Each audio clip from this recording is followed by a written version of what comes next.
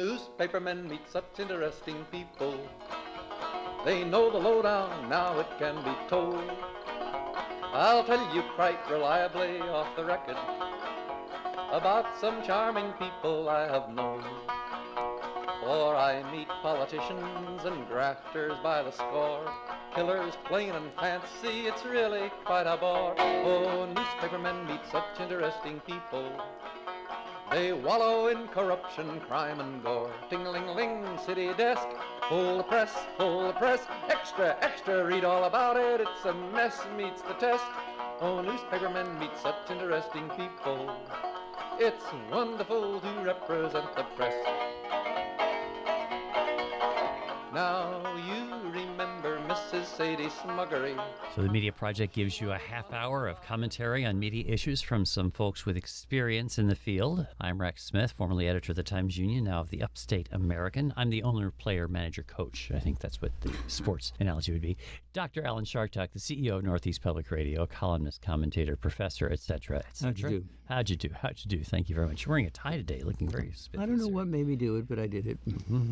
What do you know? Ira Fusfeld is here, formerly publisher of the Daily Freeman and affiliated publications in Kingston, New York, sir. Hello there, Mr. Rex and everybody. How do? And Rosemary Armao, investigative reporter, professor, former managing editor, all kinds of jobs. Yeah.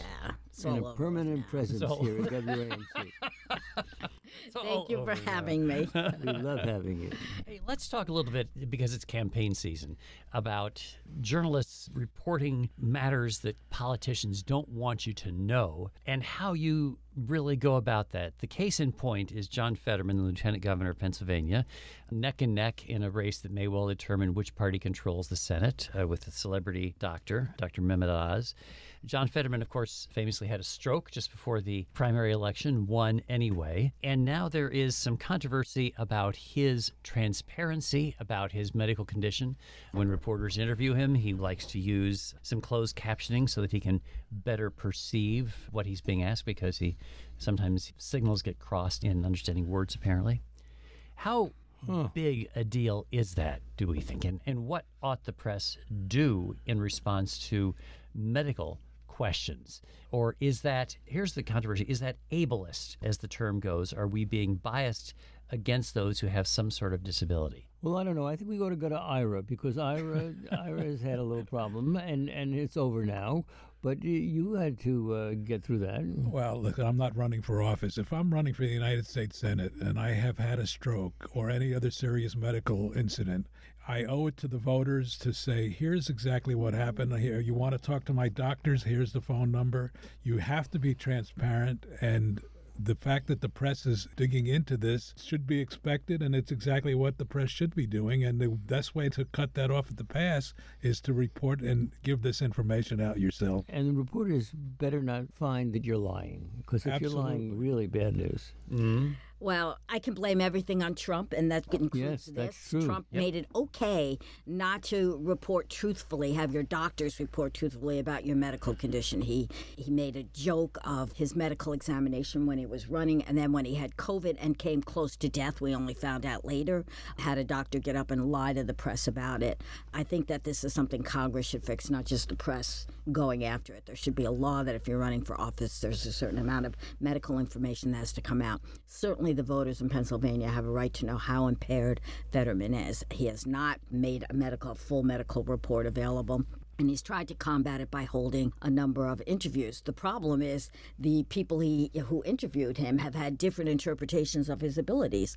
One reporter from, I think, NBC said, oh, man, he just couldn't understand what I was saying. And somebody else said, no, he's just not a good small talker. I would be very worried if I were a voter in Pennsylvania about my choices. You either get a quack or a man who is potentially very ill. Neither of them are good choices. Well, then what do you do about mental health? Talk about Herschel Walker in Georgia, a man who says, oh, yeah, I was mentally ill when I held a gun to my wife's head, when I did all these things, and now I'm well. and I'm fine, and thank you for helping me through it, Jesus. Well, I maintain that his also is a physical condition. He was a football player, then he went into bobsledding. His head was banged around a lot, and I bet a full medical report would give us some information that voters have a right to know. But mental health practitioners also give reports. If he was insane at the time and now he's fine, can I see the report from the doctor saying that? Or do I just listen to you and make my own conclusions? How big a deal is mental health in a candidate? I am old enough to remember 1972 when the Democratic candidate for vice president, Tom Eagleton, had to drop off the ticket when it was revealed that he had been under psychiatric care. It was electroshock that did it to him, that Yes. he was so seriously depressed. And then he lied about it, too. So it isn't simply that it was the mental health issue. There were other things involved with him. One of the things that complicates this, let's just say for the sake of discussion that the candidate is required to release medical reports on their condition, presumably which will allay people's fears about what their condition is. You can find a doctor who will be willing to do that even if it's not quite accurate. And the two names that immediately come to mind are Trump doctors, the one guy with the long hair in Manhattan, and the other one was his personal White House doctor, who's now a congressman, Right. and who Yeah. has been saying the most outrageous stuff. But, they were both are legitimate doctors, so theoretically they can say whatever they want. Well, he had a history of that. He got a doctor to signify that he had bone spurs to keep him out of the Vietnam War. Oh, right, even longer ago than that. So that we call hypocrisy. That we But do. there are no rules at all right now which allow Trump to get away with that. He's the expert at finding the loophole or the missing enforcement effort in a law and exploiting it. If there were rules, it would be harder, and you'd still have the press pressing to see if the doctor's legitimate, if the report is complete. Well, you are an expert in holding the press responsible, Rosemary. So do you think that the press, the New York Times, the Washington Post, others, are doing a good enough job in looking at all of this? No, in fact, the New York Times ran an article yesterday that I've been thinking about for a long time, which is what happened to all the reforms. The Democrats said if they got into power after Trump, they'd fix all the loopholes. They'd close all the problem laws that he found his way through. And none of that has happened. You mean financial shenanigans? All of them. Pardons being abused, the emoluments clause not being enforced, you name it, medical records. Every time Trump, and we kept a list of them, there were people on the internet who said, okay, here's another law we have to fix when we get a chance. And they cover the gamut of governance. And we've done nothing. There's that one law, that the bipartisan bill to fix the election law so that the vice president no longer has even, I guess, a ceremonial role, or it's clear it's only a ceremonial. That's it. And that's not even fully passed yet. Of course, with respect to the medical issues, there's such a long history of this. Dwight Eisenhower had a heart attack, and that was concealed from the public. Ronald Reagan's assassination attempt at the hands of John Hinckley was much more serious than we knew at the time. Absolutely. Actually, the woman from the Capital Region, who was his duty nurse, would tell you how serious the condition was. And we don't really know, as the Trump case makes clear, there is a lot that can be covered up when you're sitting in the White House and you're broker of information.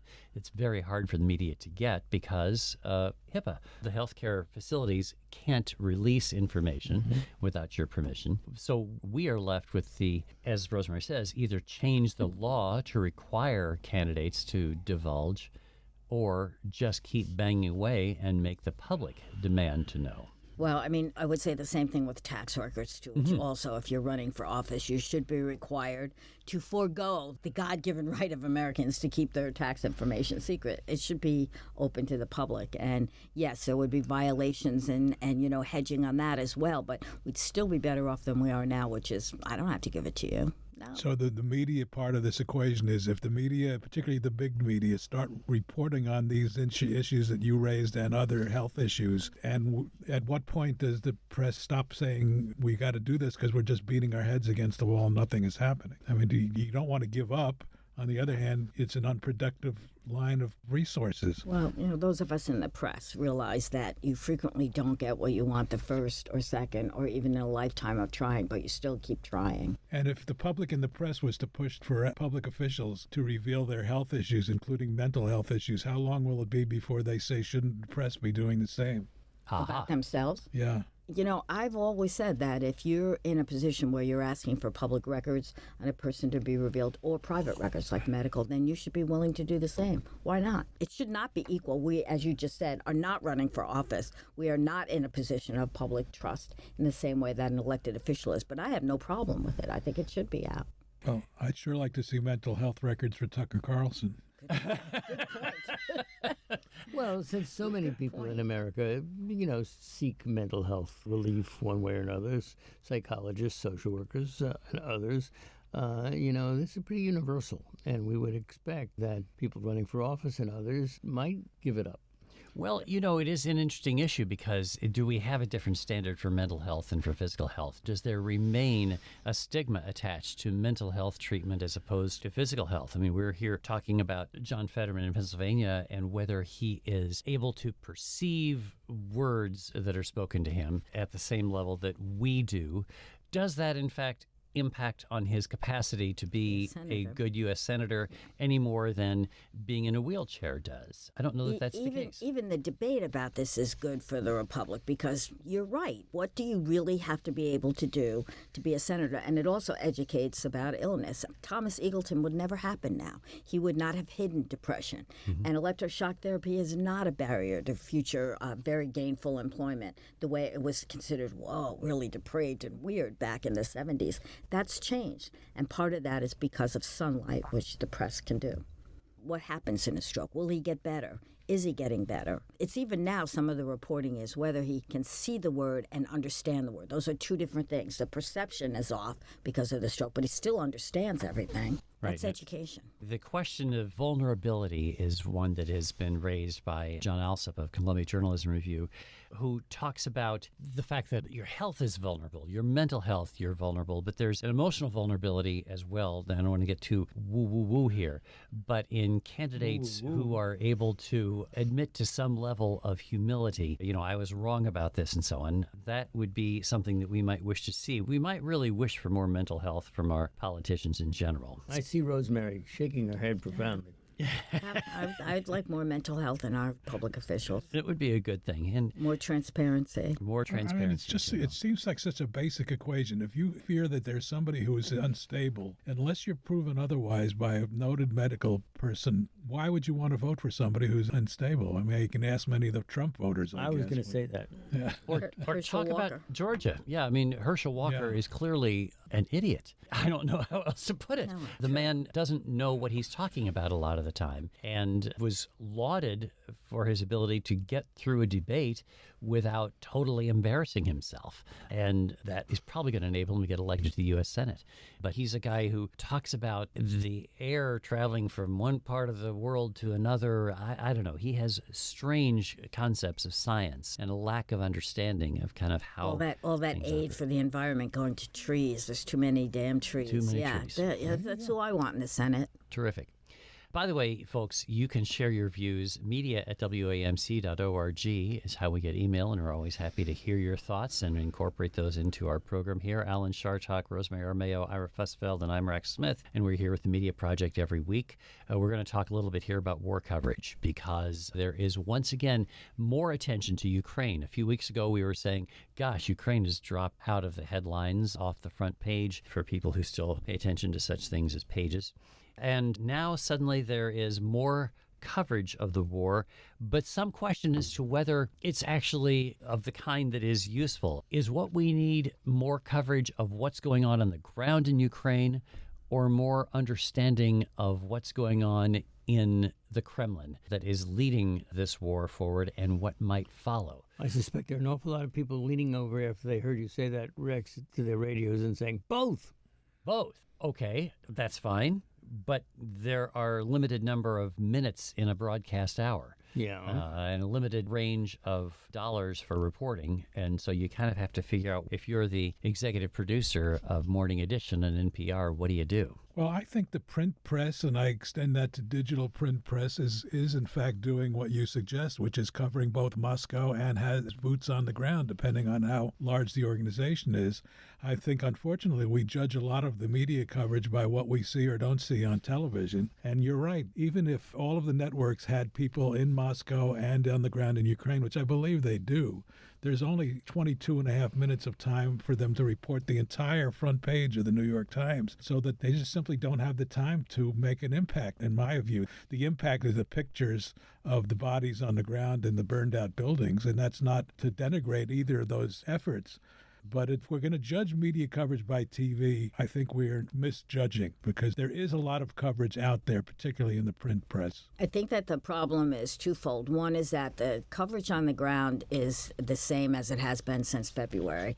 Bombed out buildings, civilians getting it, dead women, dead children. I hate to say blah, blah, blah, but that's how the public feels about it. We've seen that, done that, been that. So reporting on Russian motives, which I think is the real story, we cannot get. No one has real access to Putin. So one story you can't get, the other you have too much of. How do you mix that up? And that's for print as well as for television. Yeah, it drives me crazy to hear commentators saying, you know, what Putin's doing is, you cannot infer from anything that we can see what Putin's direction is or what his intent is. We don't know the man. So to have a local commentator talking about Putin is idiotic. Let me just try to take the other side on that one, if I may, Rex. I do believe Putin has a history. He has a history in terms of his own personal actions and his relationship to what used to be but is no longer the Communist Party.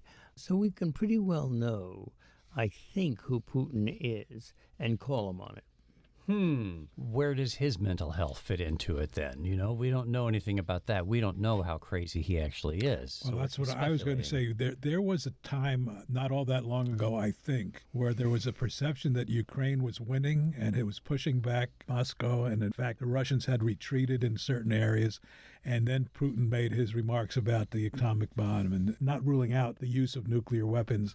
And that seemed to have gotten everybody's attention again. And now the coverage, in my view, is ramped up again. So to the extent that there was a valley, and I think there was, now we're coming back up and building the coverage up. And the seriousness of this conflict, not just in that area of the world, but to the entire world, is more top of mind awareness. Well, the Ukrainians blew up the bridge. Right. Beautiful Which bridge. is what prompted the nuclear threat. And then the nuclear threat and a massive bombing across the entire Ukraine using weapons from Iran. So we've moved from a regional conflict, a microaggression, into a world peace-threatening military action. So coverage is not an option. That is something that should be on the front pages every single day. And if the story is sort of incrementally moving or not at all moving, I still think you have to report it. Without a doubt. But would you not agree that the coverage had waned a bit before? Oh, absolutely. Yeah. And it's back.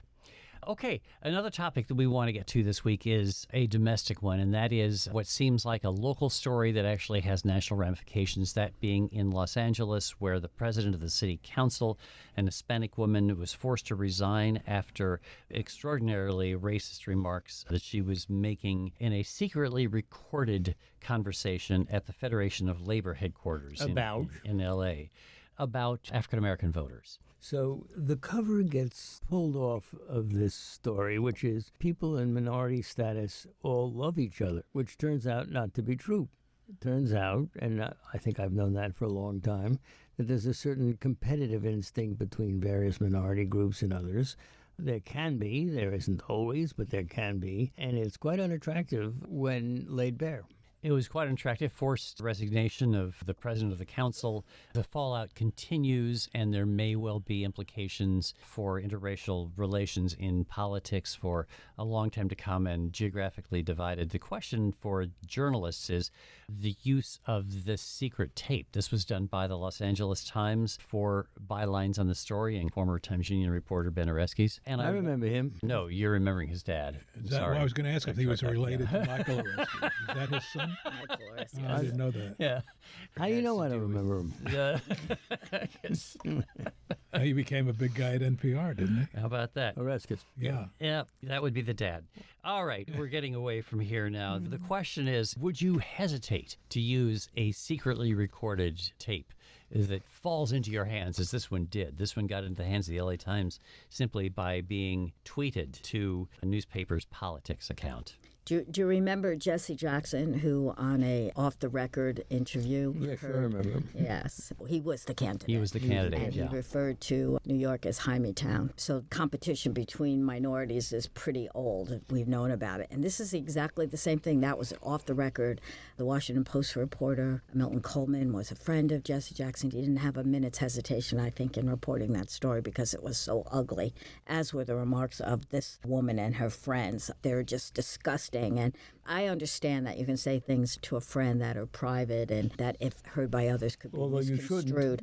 But this is not in that category at all. It's clearly horrible, and she deserves the fate she got, and the reporters were absolutely right to put that out. The interesting difference about the Jesse Jackson comment is that it was an off-the-record conversation with a reporter. This was simply a recorded conversation that got into the hands of a reporter. But Right. I think it was a closer call, though I think Milton Coleman clearly made the right call in saying this is so newsworthy that a presidential candidate would say this that I The have to... rules are out the window. Yeah, I have to... So break much for off the record, right? So Yeah. much for the rules.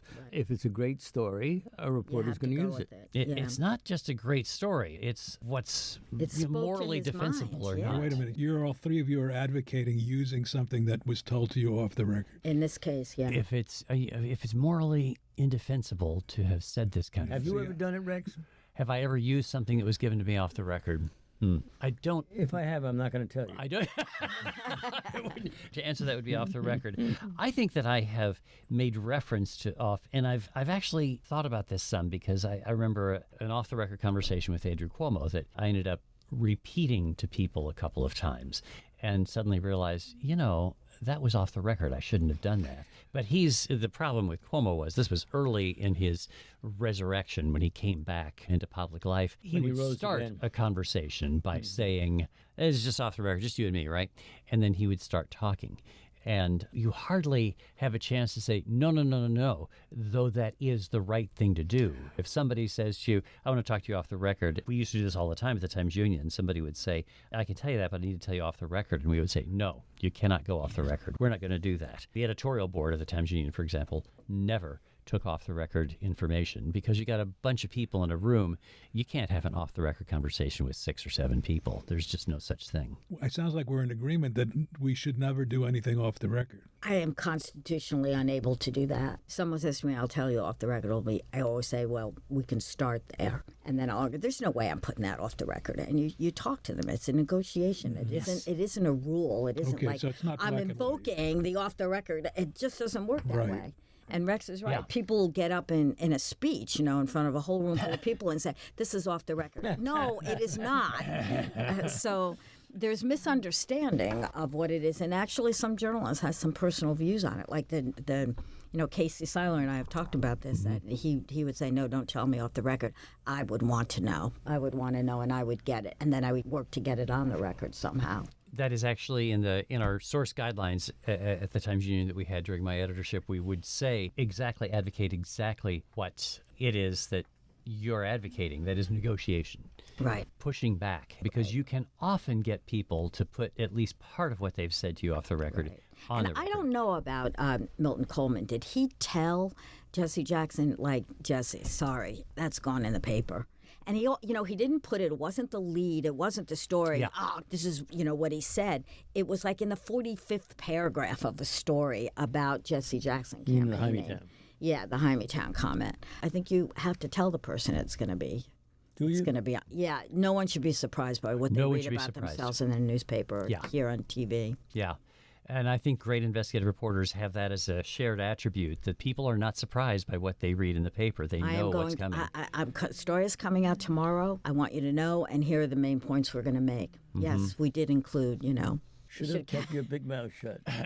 Sometimes we had a case once where we were doing a puff piece, a very flattering piece about a man who developed the Baltimore airport. And in the course of it, we found a very old yellow news clipping about he had been a lawyer and had been accused of stealing money, embezzling from a client, lost his law license on it. So, of course, we asked him about it, and he goes, oh, my God, please don't print that.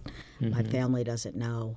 None of my associates done. I've remade my whole life. Please don't print that. Would you have printed it? As I say, being a reporter does not always comport with being what a did you great do? human Was being. it relevant to the story, do you think? It was a story about how he had gotten to this position where it was about him. Yeah. So what we did was Sorry. negotiate, and I told him we have to print it. If we found it, anybody else could, but it isn't going to be the lead of the story. And it's not going to come out until you have time to tell your family. They should not find about it in the Yeah. newspaper. I And we had- did, and it's a redemption story. It actually isn't. People always think that publicity is bad. Just putting your name in the paper or on TV is a bad thing. And it isn't. Sometimes it gets you sympathy, it gets you understanding. Here was a guy who wrecked his whole life, and he rebuilt it into something bigger. That's a great story. Absolutely. I had a situation as a young reporter where I was actually assigned to write, again, a sweet piece about a little boy who had a physical disability. He was born with some parts outside his body, and he had had surgery and corrected things. And the story was going to run under the headline, Tommy's a Little Trooper, which is where I learned that that's spelled Trouper, by the way, not like State Trooper. Tommy's a Little Trooper. And the dad called. I interviewed the mom. We got pictures of mom and baby. Dad got home in the afternoon and called and threatened the newspaper and said, my family doesn't know about my son's disability. I'm going to sue you if you invade our privacy this way. Well, there is no statutory right to privacy in the state of New York, by the way. But I remember my first year as a reporter, my editor saying, tell Dad to start calling his relatives, because it was a story that we were fully reported. We're ready to go with it. Now, that was a closer call because these are private individuals, but there is no assurance. If you talk to a reporter, you're making the assumption that what you're saying is going on the record. Do you remember the case of the AP that had an embedded photographer with a troop in Iraq? Embedded. She traveled with them every day, and she captures them during an ambush. And a young man was shot in the thigh. It was a horrible wound. He bled out. He died. And she has it all on film, color, black and white video. She had it all because she was embedded with them. So the AP calls the parents that night and say, we've got the story, and it's going to be in the paper tomorrow. And they said, please don't run it. That's intensely private. It's our son's final moments on earth. Don't run it. And the AP said, we're calling to tell you we're running it, not to ask permission. Because, of course, there's no statutory rule against it. They had allowed it. The troop loved this woman. And it was an amazing story. It was like a hymn to him, a song of praise to young men who dedicate their lives to the country. That's what it really was. And she loved this guy. They were friends. And the whole troop around her also supported that move. But for the parents, it was devastating. One of the great values of journalism is the empathy that it imparts as a result of that kind of storytelling, painful as it may be. That's all we have time for today, I'm afraid. That is the media project for this week. Alan Chartock, Rosemary Armao, Ira Fusfeld, and I'm Mark Smith. Thanks to our producer, David Castina, and to you folks for joining us once again this week on the Media Project. For readers and to big shots for their dough. Now publishers are such interesting people. It could be prostitution, I don't know. Ting-a-ling-a-ling, circulation, ting-a-ling-a-ling, advertising, get those readers, get that payoff. What a headache, what a mess. Oh, publishers are such interesting people. Let's give 3 cheers for freedom of the press.